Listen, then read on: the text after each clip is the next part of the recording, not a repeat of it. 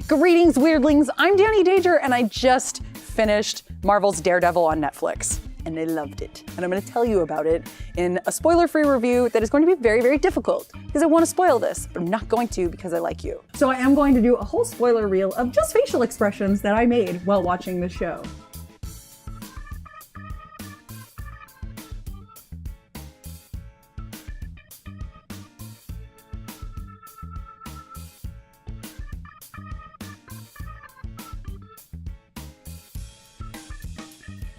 Now, I haven't read a lot of Daredevil. I did read Mark Waid's run from 2011 to 2014, but I knew it was much lighter hearted than the usual Daredevil story. I went into this Daredevil story expecting it to be dark, but boy, was I surprised. I will say that my chief advice for this review is the first episode doesn't do the series justice. Now, it's good, but I have a problem with pulp and noir being kind of cliche. There are some specific cliches like, you know, let's save the objectified women to prove that the good guy is a good guy cliche and things like that that just don't sit well with me or don't entertain me. I also really have a hard time with the whole forgive me for what I'm about to do. It's so cliche, but it does come from the comics verbatim, so I completely understand its use. The first episode wasn't as original as I thought it could have been, but it's necessary to set up the rest of the series, which is,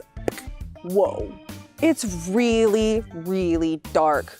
Do not watch this with your children or with all the lights off. For those of you who watch Heroes of Awesome, you probably know Brandon. He actually called it the Sopranos of the Marvel Universe, and he's really not far off. It's very bloody, it's very violent, so if you can't handle that kind of stuff, this is probably not the series for you. But if you do like that stuff, this is totally your series. Now, I have feelings about dark in my superhero stories. You don't just do it for the sake of doing it. And there are a lot of series who have tried to do it. Arrow has certain tones towards darkness. Christian Bale's Batman really tiptoed all around it, but didn't actually go into it. Daredevil dives in head first, and it's actually tonally appropriate, and I really enjoy it. There are crime syndicates that are incredibly involved. There is a whole political system that is really well written and constructed, and it makes the story real. And I don't mean like gritty real, like gritty real. The other thing that Daredevil has working for it is that they can be grittier without actually having to be cliche because they're on Netflix. Netflix doesn't really control the content. They allow for more freedom. So it's working. I like it. One of the best things about this series is the character development. You learn a lot about Matt, you learn a lot about his background, how he got his powers, why he does what he does, and then it moves on to other characters. Vincent D'Onofrio practically steals the show because you get to know so much about Kingpin and so much about his life and why he is the way that he is. Karen is actually one of my favorite characters because she starts off on this path of, you know, discovering the truth for herself, and a lot of times when this happens in the story and the good guy is left out, you're screaming at the screen like, no, stop it, you're messing everything up, but she doesn't. She takes agency in her own storyline and nothing implodes. She's empowered and she's awesome. And she does things to protect Foggy and Matt. So I really like that relationship, and it's super endearing and it gives me all the feels. Also, Foggy is definitely more than just comedic relief, which I love because in the first episode I was like, cheesy, funny guy, whatever. But he's actually a very in-depth character who's enjoyable and adorable. I just want to pinch his little cheek. Another really fun thing about characters, you see Matt Murdock's dad go up against another boxer, Carl Crusher Creole.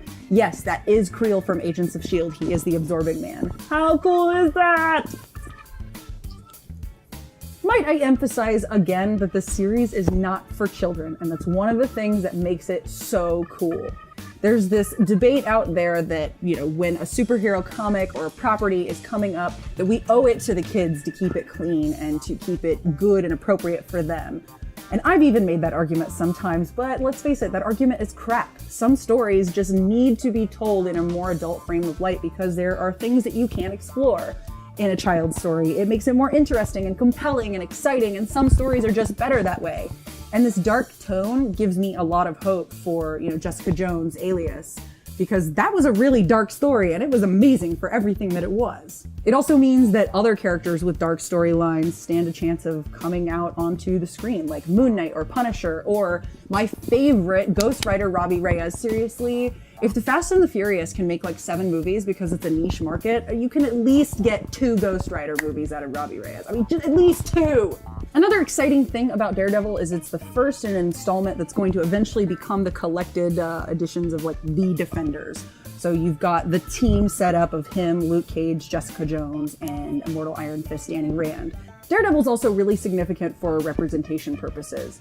First and foremost, you have Matt Murdock, who is living every day as a blind man, and so there are a lot of conversations about the differences in his lifestyle habits and how he views the world.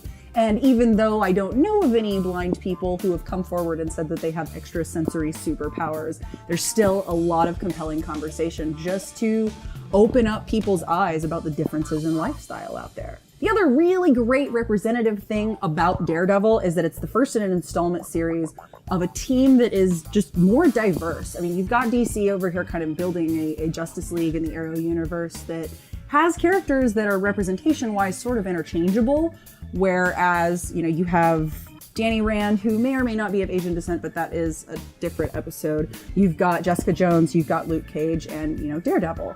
It is a new way of looking at heroes, and it's just more realistic, and I dig it. It's impactful. It's a big deal. One of the things that's really interesting about this series coming out is that Netflix, unlike cable TV, is not legally obligated to provide an audio-only version of the show for the visually impaired. And they didn't do this for Daredevil until an activist from Chicago urged them to. Kind of interesting.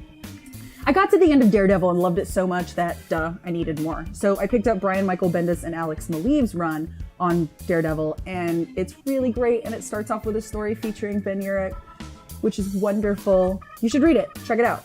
It's so pretty, you guys. It's so pretty.